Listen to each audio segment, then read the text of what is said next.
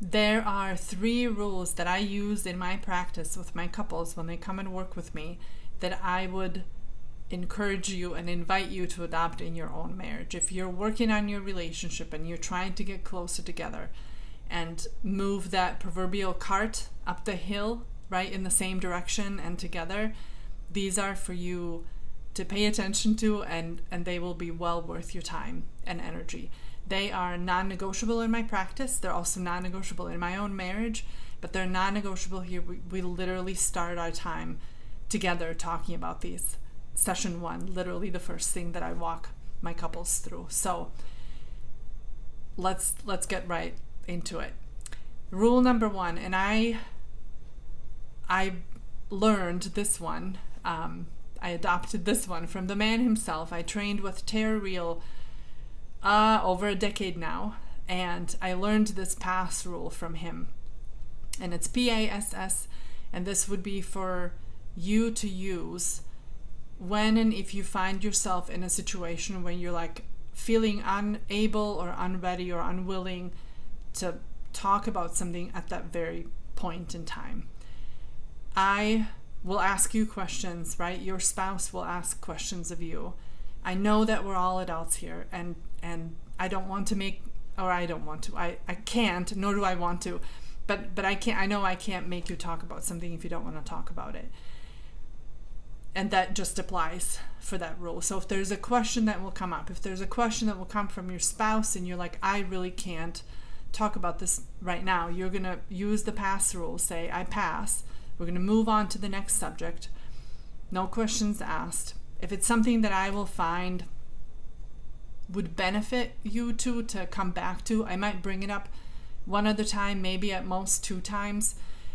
If it still keeps being a pass, we might talk about why it keeps being a pass, but I'm not here to make you talk about something that you don't want to, or that you feel like you can't talk about. Different story with our kids, and I always say this, right? If you have any and they were younger and something happened, and we're going to do as parents what we need to do to get the story out of them, right? Of what happened or whatever, to make sure that they're safe, that they're well cared for. But that's a completely different dynamic. That's for another video. That's not what we're doing here today. With our kids, different story here when it's just the adults in the room.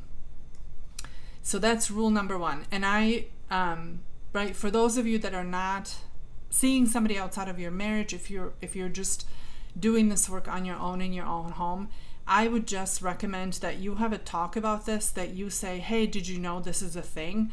And that we can actually use this together. If you ever come and find me and I'm emotionally in a completely bad place, or I am upset about whatever, or I'm about to walk out of the house and I'm already running late and the timing is less than great, right? For whatever reason, again, no questions asked, or something else is coming up for you from your past or whatever it may be, that you would just agree that if one of you asks for the past, that the other one respects it, and then you can try to come back to it at a later time when the timing is better for that.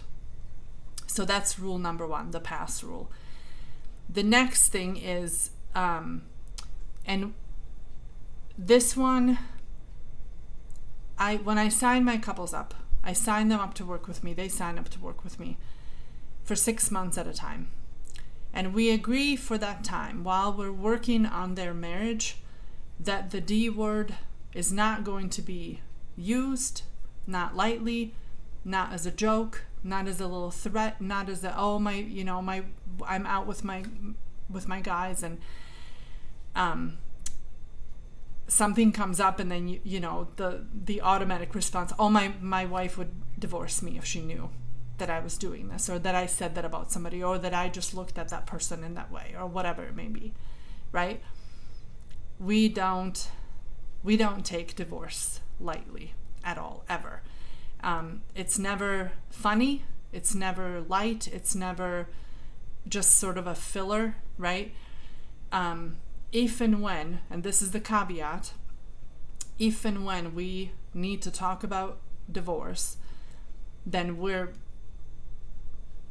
especially thoughtful about when we bring it up, and we say, this is what, like, actually this is something that came up for me, and we need to discuss this. Otherwise, the D word is out while we're plowing and working the fields, so to speak, right? We don't go there. And this is for you at home, right? To sort of, again, agree on and just make known to one another that whether you're in a fight, or whether it's at night and you're both exhausted, or whatever just came up, right? That we're going to agree together that we're not using this against ourselves. Not on a good day, not on a bad day, that it's just not going to come up. And then the third rule, and this is where, right, I'm owning my limitation in how helpful I can be with any couple that I work with. And it's dependent on what they bring and what they say, right? And I've said to people, there are reasons, and I absolutely agree and see why we decide this, right? And I do the same thing in my own marriage, that we don't bring our dirty laundry, right, out to the extended family get together at the lake once, every 5 years or whatever, or that we don't even bring it to the Friendsgiving, right, in November, that it doesn't come up at that table. There's time and place for those things to come up, but I want, and I need, right, I need for them to come up here so that I can be helpful around all of those things. If I don't know that something is happening, that something has happened or is happening, I am not going to be able to be helpful to you. So that's right, that's the limitation piece.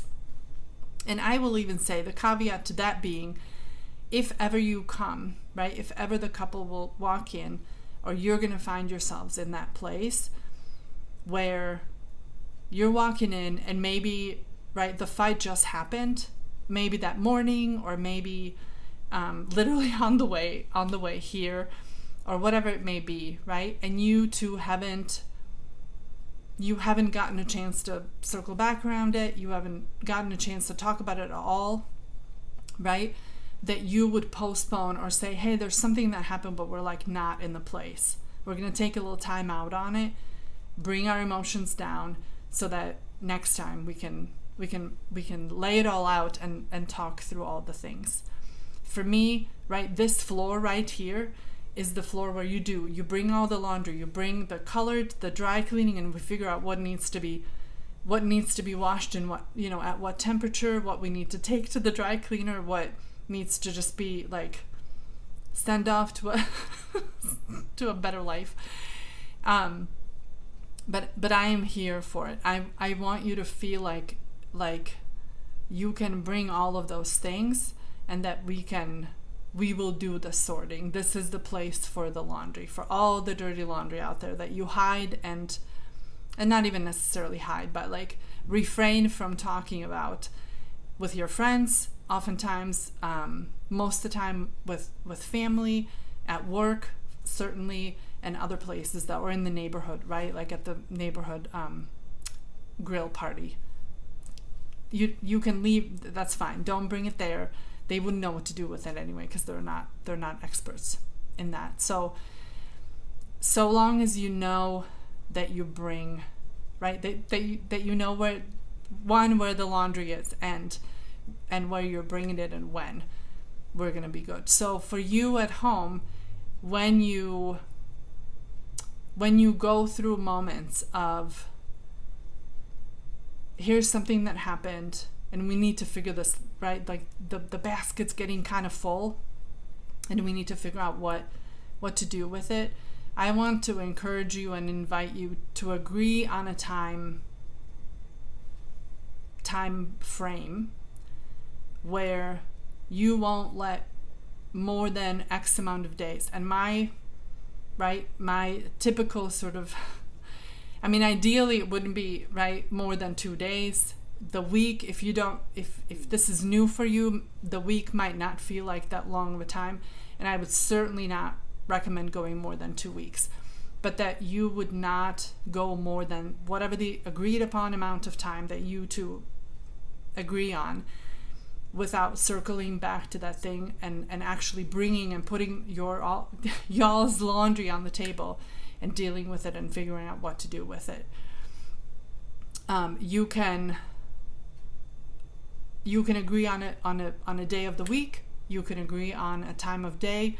This is what we're going to do, and it will serve as a check-in, right? Once every couple of days, or at most once every week or once every 2 weeks, so that we don't pile on so much of the laundry, and all the laundry isn't taking over all our floors at home, to the point where you're like, I don't even know where to start, right?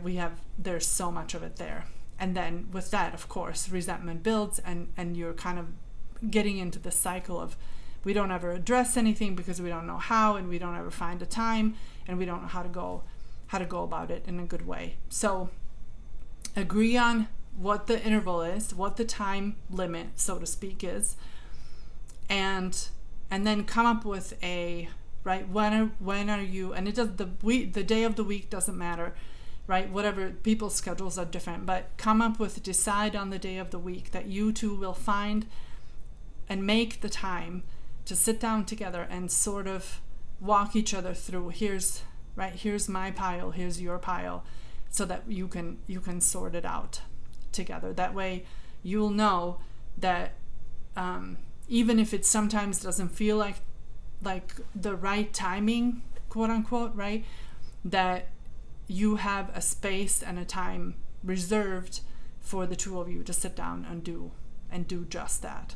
So it takes away the stress and the anxiety around, but I don't know, right, how much longer can I hold this laundry basket without it like literally breaking my back, because it's getting so heavy and it's so big, and now it's not just all of our clothes, but the kids' clothes and whatever other things. So that's the 3 rules. I invite you to adopt them. I invite you to use them. And if you are, right, if you're working together on getting closer together and being better at these things, creating a system around this, and having these right, like in advance agreed upon rules will help serve you, and will do you good in every way possible. So if you have any questions about any of this, let me know in the comments. I'm happy to answer and do a follow-up video. If we haven't met, my name is Danka. I am the Married Couples Coach, and I help young, committed couples create and keep a marriage that they don't want to leave. Not now, not later, not ever. I'll see you in the next one.